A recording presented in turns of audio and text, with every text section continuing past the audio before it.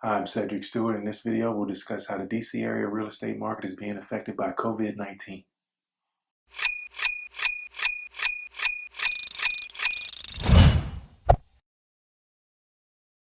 All right, welcome back. So, this is week number 3 in the DC area for the COVID-19 pandemic, and we are going to do something special today. Now, I know that in each of our videos, we've analyzed different data sets looking at what's been going on a particular day of the week, typically a Tuesday or a Wednesday, right? And we'll do some of that today, but today is special, and let me tell you why. Because today we are looking at Tuesday, March 31st, which was the end of the month of March. Now, that's not a full month, if you will, into the pandemic. However, this is the end of the month, so it's still going to be counted as special. And for those of you who have bought or sold a home before, you know that the end of the month is a time when people like to really try to push for settlement. Lots and lots and lots of closings occur on the last day of the month or something close to it because of this little trick that people like to do to avoid paying interest. So, end of the month is chaos for folks normally. And that's what happens in a typical month. So we're going to see how things were this month as people scrambled to get where they needed to go after the announcements were made and after the world began to change. And then we're going to save this and we're going to come back to this at the end of April because that's going to be the true test. You remember last week and the week before, I told you that the decisions that are being made now are going to tell us what people are really expecting, thinking, and doing inside of the market. The homes that are going under contract, the homes that are closing. The listings doesn't really matter as much because you can put anything out there, but if no one buys it, doesn't matter. So we're going to mark these numbers and we're going to hold on to these. And at the end of April, we're going to come back here and really see what decisions people were making during the month of March because those homes will be closing by the end of April and get that number that'll give us some real solid data. Okay, so let's jump into it.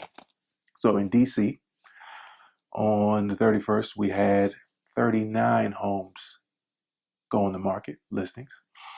Only 12 homes went under contract and 86 homes closed, which is a good number for DC.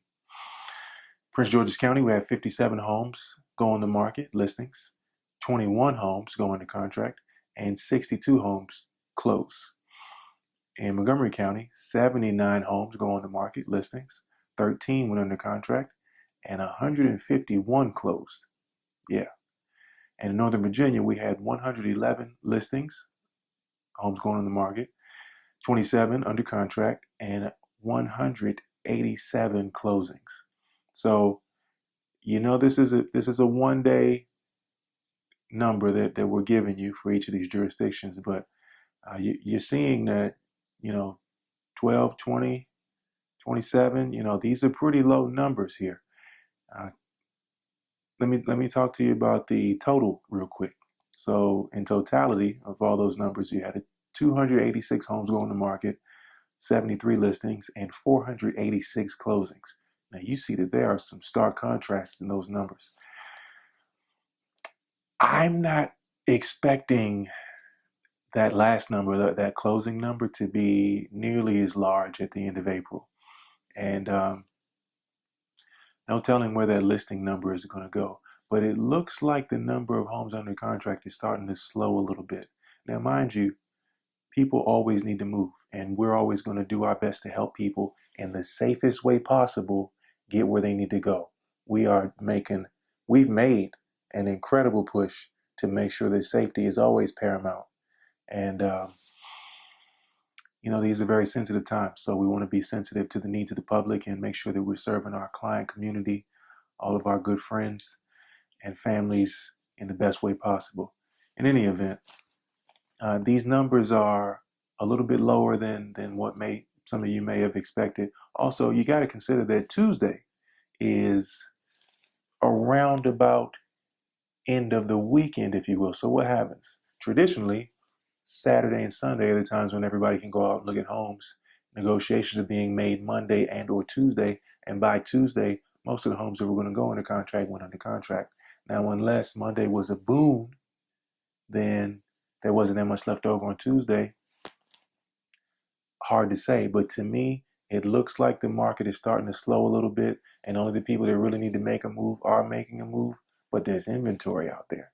So as a buyer, you may have a better look at a property because maybe 30% of the people that would have bid against you, maybe they're on the fence right now. I think it's still a great time to buy because obviously the interest rates are incredible.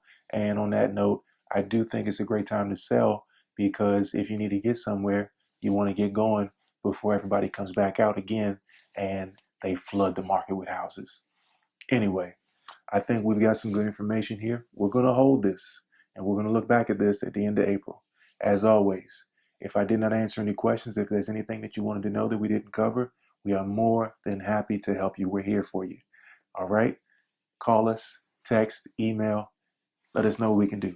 Stay safe, folks.